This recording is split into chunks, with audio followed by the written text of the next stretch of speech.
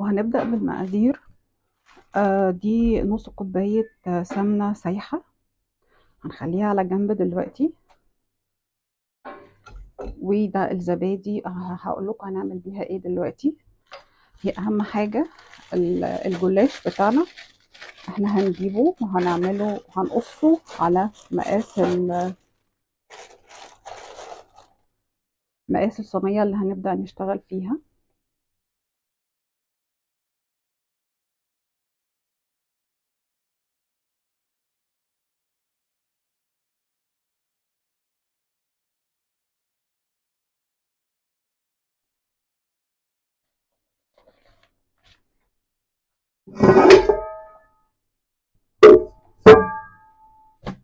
ادي الصينية اللي هنبدأ نشتغل فيها.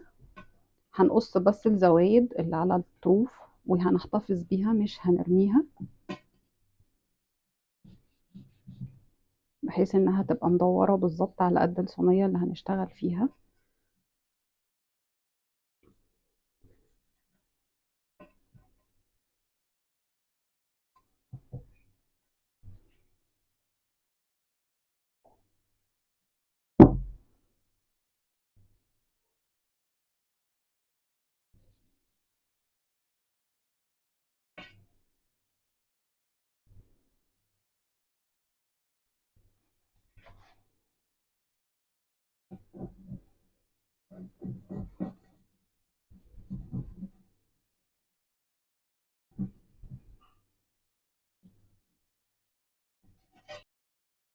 واحنا غطينا الجلاش اللي قطعناه، وهنبدأ هنشتغل في الصينية اللي احنا دي، هندهنها بس دهنة كويسة جدا من الزبدة.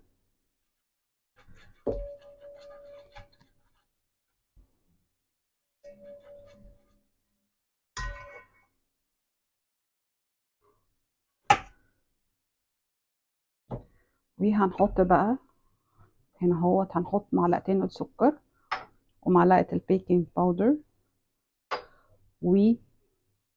والزبادي اللي احنا هنشتغل بيه. وهنخلط المكونات كلها ببعضها كويس.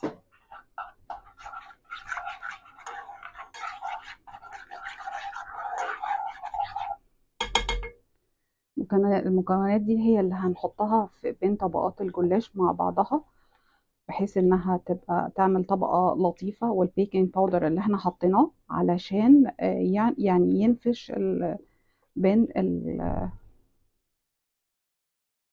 ينفش بينهم.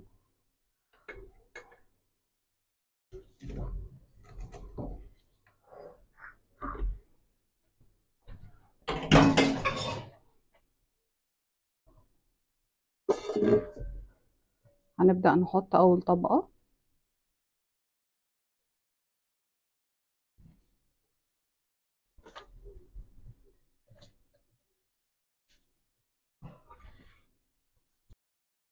دي يا جماعة الطبقات اللي احنا كنا قطعناها في النص حطيناها، وهنحط عليها برضو طبقة من السائل اللي احنا حاطينه، اللي هي السمنة مع الزبادي والبيكنج باودر والسكر.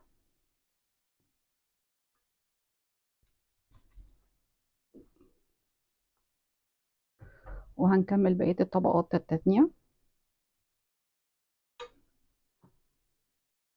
ودي آخر طبقة عندنا احنا هنحطها. واحنا المفروض ان احنا مسخنين البوتاجاز بالفرن بتاعنا، وهنحط عليها الباقي دلوقتي ده. هنحطها في فرن درجة حرارته عالية، يعني احنا مسخنينه من اول ما بدأنا نشتغل، وهنحطه في الفرن ده دلوقتي على طول.